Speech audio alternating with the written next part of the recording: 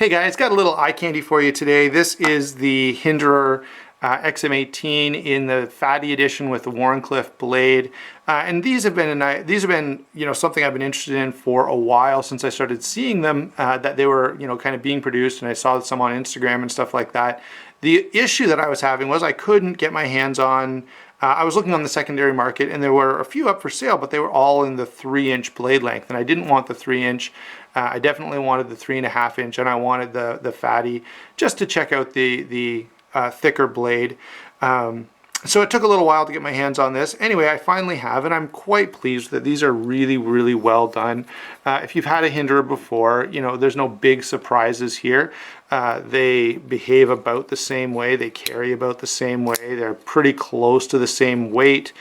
So no like earth-shattering changes. I will say, if you're looking to buy one, that you want to probably pay attention to what generation it is. Newer ones do tend to flip a little better than the older ones, so I can flip this out without any wrist action. But it's not going to flip like a ZT, okay? They just don't. I will say, as a sort of a side benefit of that, though, everyone I've ever tried does flip out nicely, or can be thumb flicked out pretty nicely. So that's sort of the trade-off you make. Very comfortable in hand, very, very well built, very heavy duty.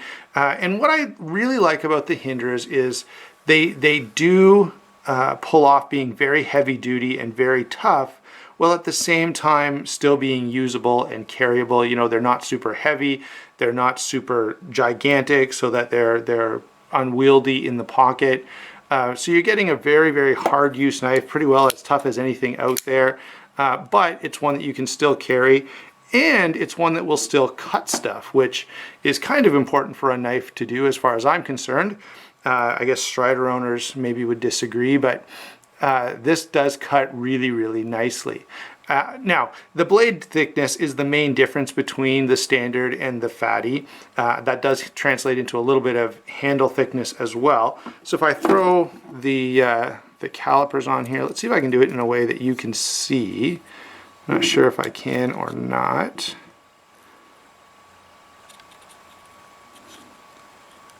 There you go. So you can see the reading there, 1.88. Retailers list them as 1.9, so, or as 0.19, and that was 0.188. So that's about what you're being told, if you go to Blade HQ or anywhere else. That is only 30 thousandths different from the standard. So the fatties are 190 thousandths and the standard is 160 thousandths, so not a huge difference.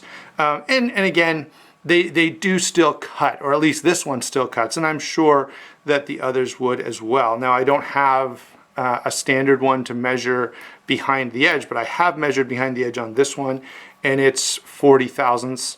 And if you compare that to a number of other standard knives, so my Crooked River, which again does cut really nicely, is 35 thousandths behind the edge. All right. So now something like this, Recon 1 with a hollow grind, these are only like 2.8 or 0.028. So they're a little thinner. But a lot of knives, as I've said before, a lot of knives, as I was indicating, are landing around that 40 thousandths, and it works just fine for the cutting tasks that I'm doing.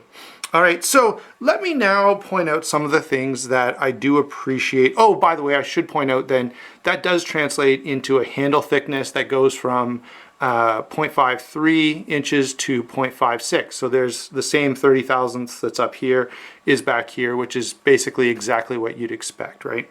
Now, let's go ahead and talk a little bit about some of the things I like about Hinderers.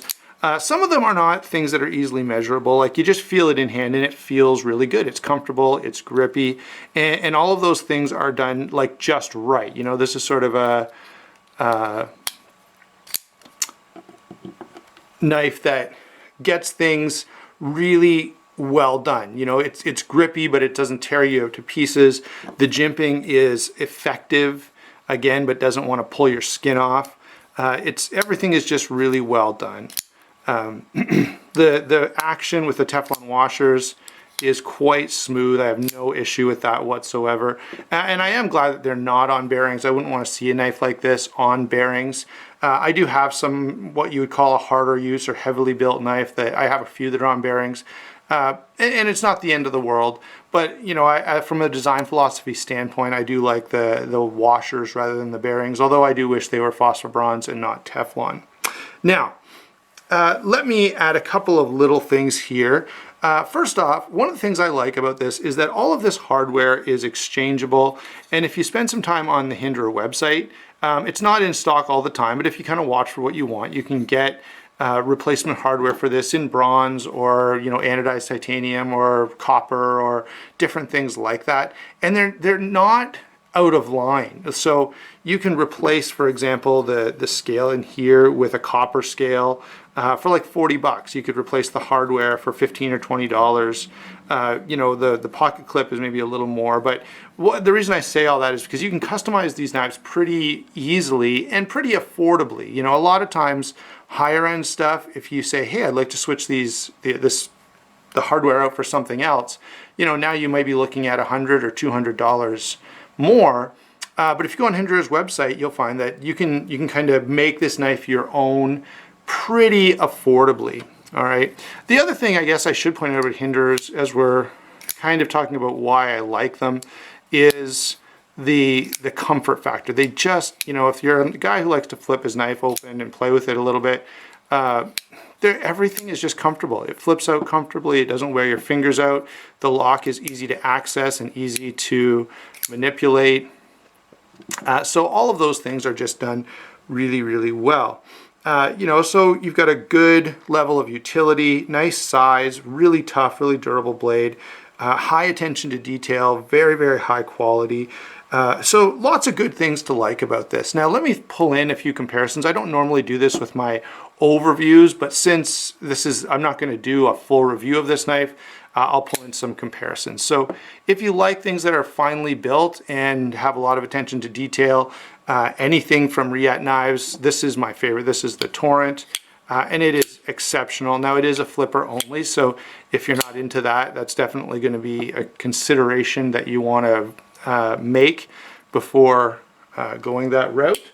There's a number of ZTs. Of course, the 0560 and the 0562 are directly based on Hinderer designs, as well as the 0566 and 550 and a few others. I don't have any of those with me today, or some of them I don't own. I will pull in this knife. This kind of reminds me of a Hinderer just because it gives me the same sense of, man, this is a knife that did a lot of things right. You know, it's comfortable in hand, it's about the right size, it cuts well, it's just, you know, all the things that you want a knife to do, it does them all really well, and you don't have to sacrifice those things for a knife that's maybe a little bigger and a little tougher.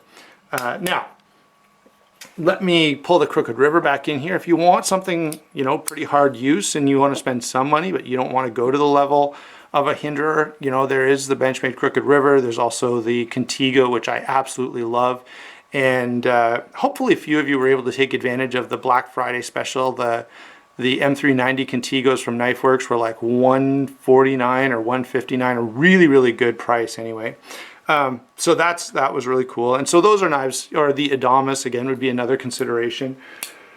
Of course, if you're even more budget minded than that, something from Cold Steel is always going to be a contender when you talk about hard use knives. And so there's the Recon 1, which is, I think, a standard knife in terms of blades that are they're really well done and they ought to be considered. And then since the color matches so nicely, we can pull in the Talwar here as well. So for hard use utility blades, hard to beat Cold Steel, certainly going to be strong and durable for you. All right, now let's get those back out of the picture and give you one last shot of that Hinderer with a little bit of a close-up shot. You can see the working finish on there, really, really nice. I love the fact that you can choke up on these. You know, there's the lanyard hole. You know, these are just, I don't know, everything is just done the way that it ought to be done, it feels like. It just feels right when you get it in hand. Even to a greater extent than, you know, the ZT Hinderer copies are nice, and I like them, and I have had a couple, and I probably will have some in the future, but they're not Hinderers. There's just something about this that you definitely notice, and these are absolutely great.